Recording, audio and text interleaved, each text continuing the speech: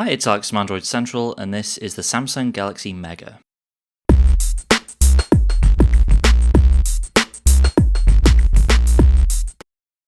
The Galaxy Mega is a gigantic 6.3-inch phone from Samsung that sits between traditional smartphones like the Galaxy S4 and traditional tablets like the Galaxy Tab 3 range. For that reason, it looks like what it is, a massive oversized Samsung phone.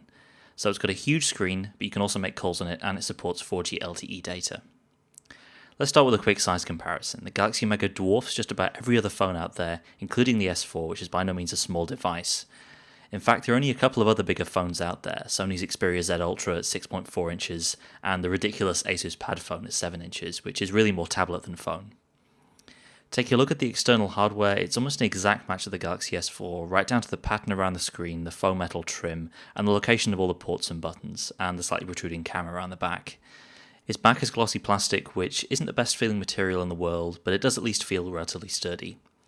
Behind the battery door, things start to look a bit different. The SD card and micro SIM card are stacked on top of each other, which is a bit unusual, but it works. And we've got a suitably massive 3200 mAh battery under here. We'll have more on battery life in our full review, but the fact that it's got such a huge battery is probably a good sign. The screen is a 720p LCD panel, and it's reasonably good. The colours aren't quite as vivid as some of Samsung's Super AMOLED screens, but it's very bright, easily visible in direct sunlight, and has great viewing angles. The main drawback is probably the resolution. 720p over 6.3 inches isn't as sharp as some rival devices, but at the same time it's far from bad.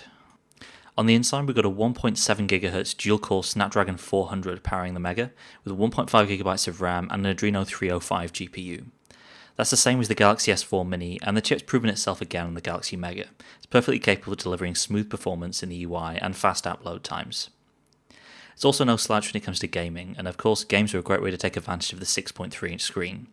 But the limited internal storage means that you won't be able to install too many titles, which leads us on to our next point. There's 8 gigs of internal storage, of which only 4.6 or so are actually available.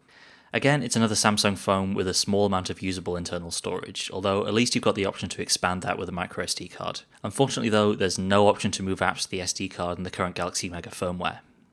On the software side, the Mega runs Android 4.2.2 Jelly Bean and the latest Samsung TouchWiz software, and the feature set is getting pretty familiar by now. You don't get everything from the Galaxy S4, but you do get a lot. All the basic TouchWiz apps, new apps like S-Travel and Group Play. You're missing the air gesture features, but you do get AirView, the hover touch stuff that's included in the GS4.